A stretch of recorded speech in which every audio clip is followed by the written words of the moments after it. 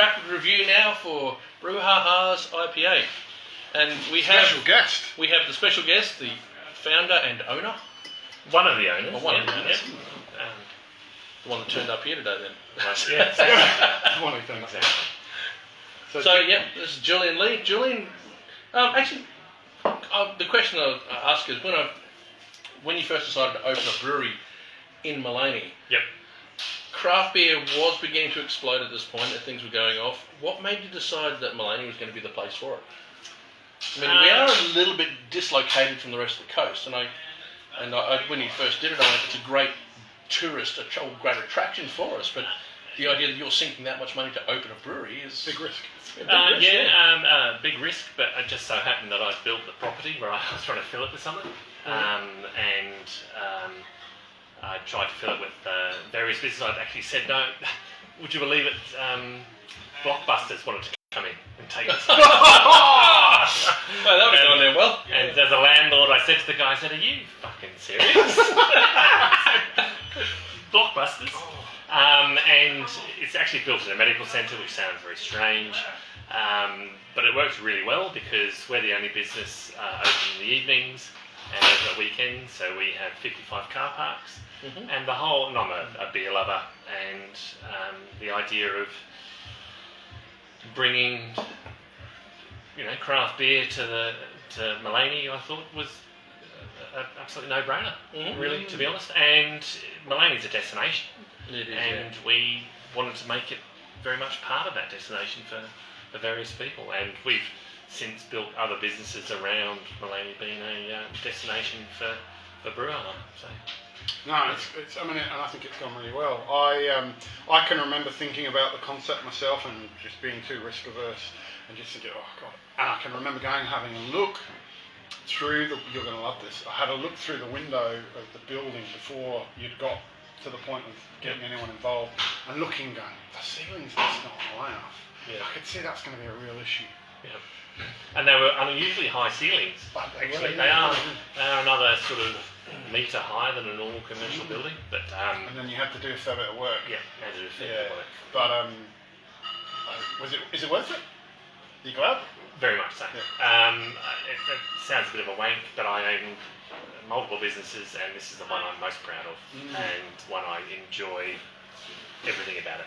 Right. Very, very proud to be one of the founders of Brouhaha. There's 4 of us who put their money where their mouth is. Very dental driven, wasn't it? Sorry? Very dental driven, wasn't it? Yes. Yes. And I think we've done the product proud. Maleny is very, very well known for its upper end products, and I really hope that our beer product fulfills the beer part of that. We don't do anything by halves, we don't do anything shabbily, we certainly don't do anything cheaply, we don't cut any corners, and that's probably part of our problem. So to be honest. Where do you run into Matt? Sorry? Matt Jakansky, where do you actually run into him, or where do you meet him, or how do you connect with him? He actually answered a Seek advert, and I had, as I said recently, I'd interviewed about 20 brewers, and some of the other co-owners had done nothing to interview anybody, and Matt's email turned up, and I said to some of the other guys, for fuck's sake, someone else interview some of these guys, and Matt actually thought it was a spoof.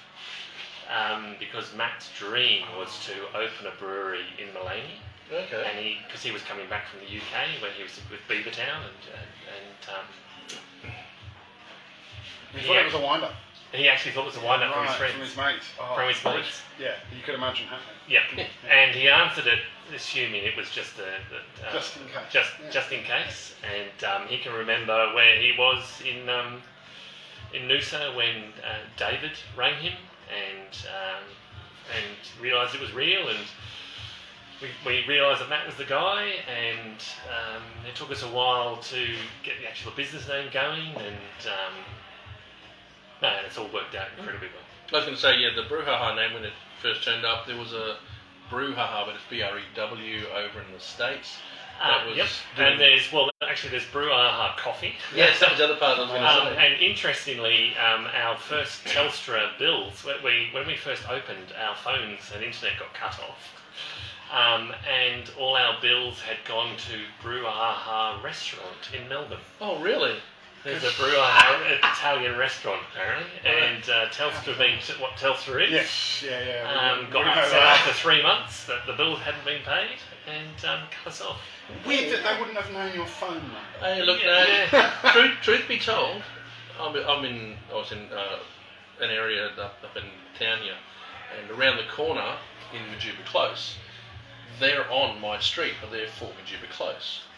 But because the 4 was on my street, they took my phone lines. Like they said, oh, we're in this address. Oh, okay. So Telstra cut us off and put our phone lines and our phone number to them. Yeah. So they were getting phone calls, and my sister-in-law was about to give birth, so we were hanging on the phone lines waiting for her. And we weren't getting a phone call. We haven't had a phone call. And then we got phone calls no, we didn't get any phone calls at all. And this woman came around and said, are you Andrew? And I went, yes. She goes, I keep getting phone calls for you. And I went, okay, what number have you got? She told me, and I went, yeah, that's our phone number. And then, but try to contact Telstra. We need a whole other podcast. When you have a landline, I actually had to do it from work. I'm like ringing it from work. No, is this the phone line? No, this is not the phone line. Telstra actually said to me, well, how do I know your business isn't in Melbourne? I said, well, because 07? Because the phone number's in Maleny.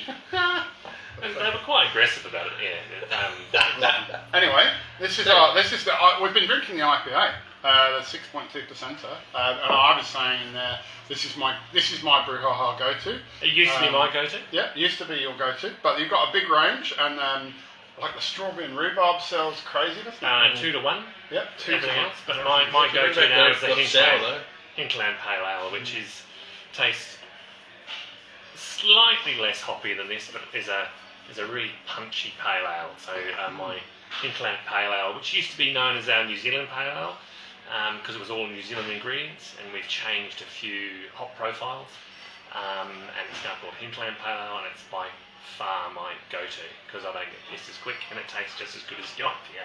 I was going to say, and we long for the apricot sour to come back again too when it comes into season. Yeah. Because that way we can stir Davey up the fact that he can't taste apricots. Or the finger lime IPA, that was a good one. I That don't think Matt will ever be doing that one again. Well, some of the worst hangers I've ever had was to do with that one. But watch this space. We've got some interesting stuff. We've got some things planned. Yeah. So Cool. And it's good to see you made it through what must be a really challenging year. One of the most horrific. challenging years ever. Absolutely horrific. Absolutely horrific. No ifs or buts. From going from 40 staff to 7, ripped my heart out. But we're still going. Onwards and upwards. Onwards and upwards. And please support us, because we really, really put our heart and soul into this product. Yeah, good call. Cool. Well, Thanks, Julian. thank you. Another rapid review coming up after that.